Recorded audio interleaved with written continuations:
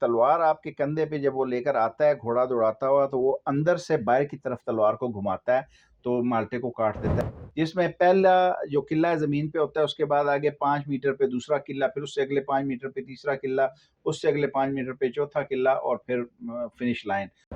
और अगर पहले खिलाड़ी ने अपने बजाय दूसरे नंबर वाला किला उठाया, उसने अपने आप को भी नुकसान पहुँचाया, अपने भी पॉइंट लूज़ किए, जो उसके पीछे दूसरे नंबर पे आने वाला है उसके भी पॉइंट ज़ाया हो गए।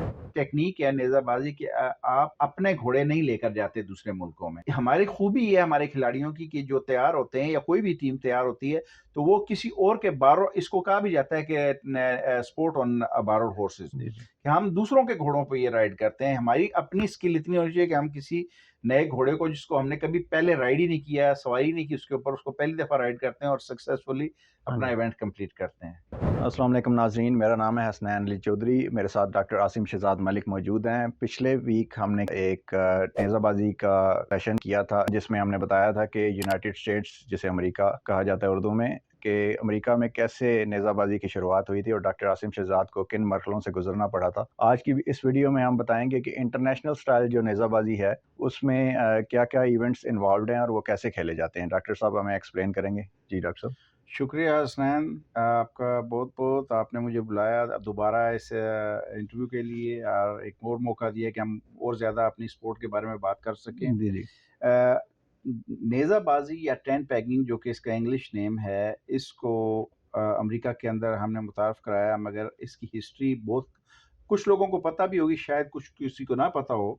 टेंट पेगिंग बेसिकली ये कैवलरी जो कि रिसाले वाली फ़ोर्स जिसको हाँ पुराने जी। ज़माने में कहा जाता था, या घोड़ों वाली आर्मी का हिस्सा, उस यूनिट का ये टेक्नीक थी। घोड़ों पे जो सिपाही होते थे या जो भी रैंक वाला ऑफिसर होता था या एक सिपाही होता था, वो सारे लड़ाई के इस तरीके से वाकिफ़ होते थे, जिसमें ये लोग 2 तरह के हथियार यूज़ किया करते थे। एक लैंस जिसको कि नेज़ा बोलते हैं, और दूसरी जो है तलवार जिसको हम स्वॉर्ड बोलते हैं। तो तलवार भी वो वाली जो बिल्कुल सीधी होती है जिसको इंग्लिश में स्ट्रेट एज बोला जी, जी। जाता है। और इसकी 2 वजूहात हैं स्ट्रेट एज की, कि एक तो ये म्यान के अंदर इसको रखना आसान होता है, व्हाइल जब आप घोड़ा दौड़ा रहे हैं और उस दौरान अगर आपने निकाला और फिर वापस डाल दिया, तो ये आपके लिए आसान होता था। जबकि वो कर्व वाली जो मुड़ी हुई तलवार होती है, वो ज़रा मुश्किल होता है म्यान के अंदर रखना। बहरहाल इसको ये 2 हथियार जो होते थे, जो आर्मी के या अफ़वाज यूज़ किया करती थी पुराने ज़माने में।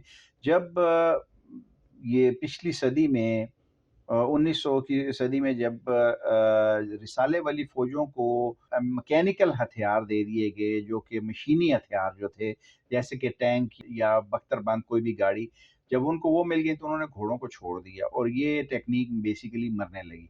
मगर इसको फिर चंद अफ़वाज ने, चंद मुल्कों की फ़ौज ने, जिसमें इंग्लैंड की, बरतानिया की फ़ौज, पाकिस्तान की फ़ौज, इंडिया की फ़ौज, और ऑस्ट्रेलिया की फ़ौज और साउथ अफ्रीका की फ़ौज, इन लोगों ने, चंद ममालिक ने सोचा कि ये तरीक़ाकार जो जंग का है ये ख़त्म नहीं होना चाहिए, बल्कि इसको बजाय जंग के हम इसको एक खेल के तौर पे बना लेते हैं और इसको ज़िंदा रखेंगे। तो उन्होंने ऐसा ही किया। अब हम आपको बताते हैं कि ये जो है, इसको सिविलियन स्पोर्ट में हम इसको अब हथियार नहीं बोलते, जी, जी। हम इसको एक स्पोर्ट, इस खेलने का औज़ार बोलते हैं, जिसको कि इंग्लिश में हम कहेंगे इक्विपमेंट, इंस्ट्रूमेंट, इंस्ट्रूमेंट या इक्विपमेंट, जो कि उर्दू में हम कहेंगे कि खेलने का एक औज़ार। औज़ार। जैसे हॉकी हो गई है हाँ कोई, जी, तो हाँ जी। हमारे 2 औज़ार हैं जो हम नेज़ाबाज़ी या टेंट पेगिंग के अंदर इस्तेमाल करते हैं। इसमें एक लैंस है जिसको नेज़ा बोला जाता है, और एक स्वॉर्ड है जिसको हम तलवार बोलते हैं, या पाकिस्तान में जैसे कई लोग इसको स्वार्ड भी बोलते हैं, जी, आपने जी। सुना होगा। तो समझ आ जाए हमारे नाज़रीन को कि हम क्या किस सिलसिले में बात कर रहे हैं। जी, जी। तो अब हम आते हैं इस तरफ कि इसमें कितने किन कितने मराहल हैं? मराहिल हैं, और इन 6 मराहिल में क्या-क्या होता है। हाँ जी। पहला मरहला होता है जिसके अंदर जो हर एक टीम में 4 खिलाड़ी होते हैं। पहले ये सबको पता होना चाहिए, जो कि इंटरनेशनल जो तरीक़ाकार है उसके अंदर। और इसमें हर जो टीम होती है उसके 4 खिलाड़ियों में से पहला खिलाड़ी, दूसरा, तीसरा, चौथा, ये अकेले-अकेले दौड़ते हैं। इसको सिंगल इवेंट भी बोला जाता है। और इस सिंगल दौड़ के अंदर हर खिलाड़ी अपनी-अपनी बारी के ऊपर अपने एक जो है टारगेट, जो पेग ज़मीन पे लगी है तो उसको उठाता है और फिनिश लाइन की तरफ ले जाता है।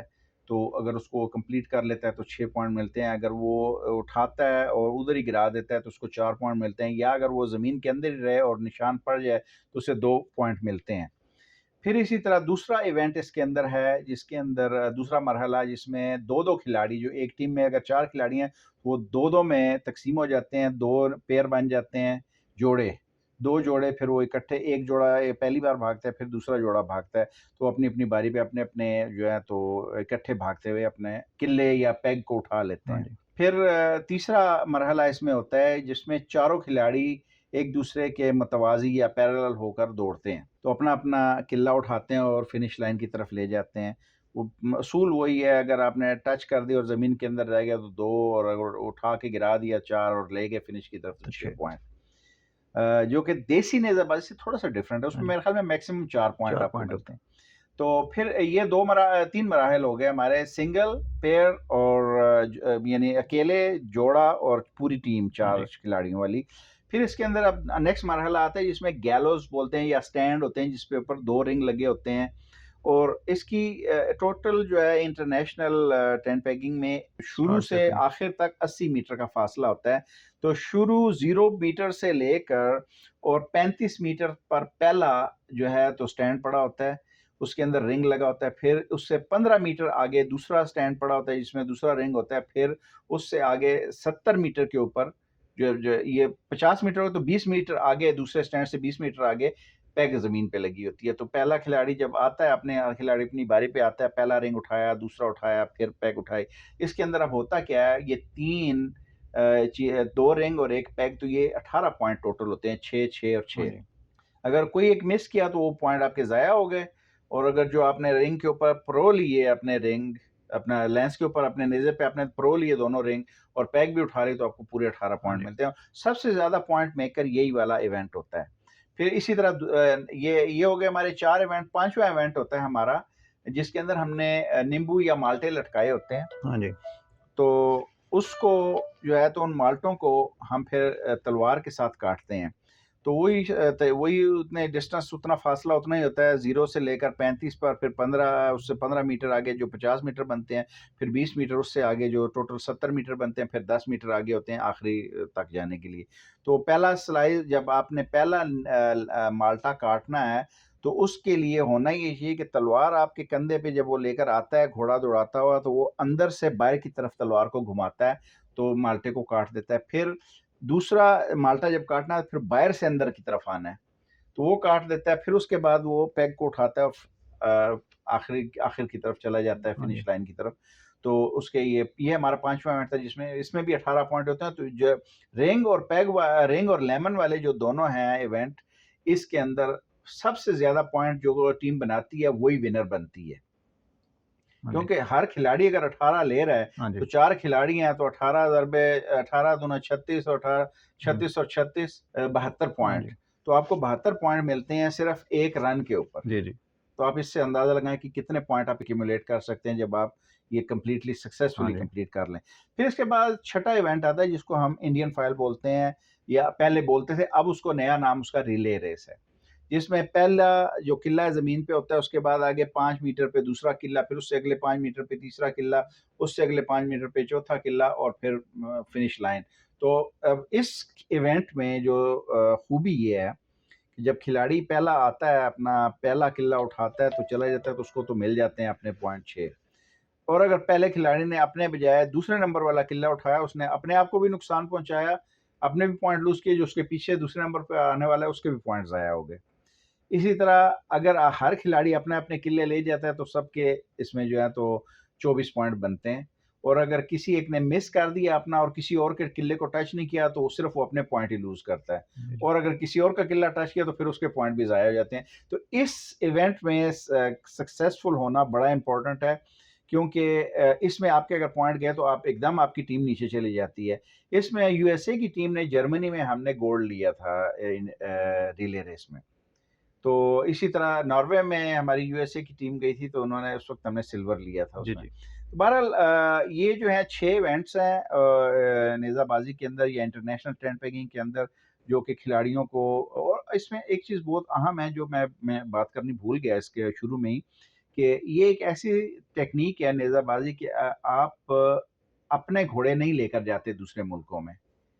ہماری خوبی یہ ہے ہمارے کھلاڑیوں کی کہ جو تیار ہوتے ہیں یا کوئی بھی ٹیم تیار ہوتی ہے تو وہ کسی اور کے اس کو کہا بھی جاتا ہے کہ اسپورٹ آن بارڈ ہارسز، جی جی کہ ہم دوسروں کے گھوڑوں پہ یہ رائڈ کرتے ہیں. ہماری اپنی اسکل اتنی ہونی چاہیے کہ ہم کسی نئے گھوڑے کو جس کو ہم نے کبھی پہلے رائڈ ہی نہیں کیا، سواری نہیں کی اس کے اوپر، اس کو پہلی دفعہ رائڈ کرتے ہیں اور سکسیسفلی ہاں اپنا جی ایونٹ کمپلیٹ کرتے ہیں.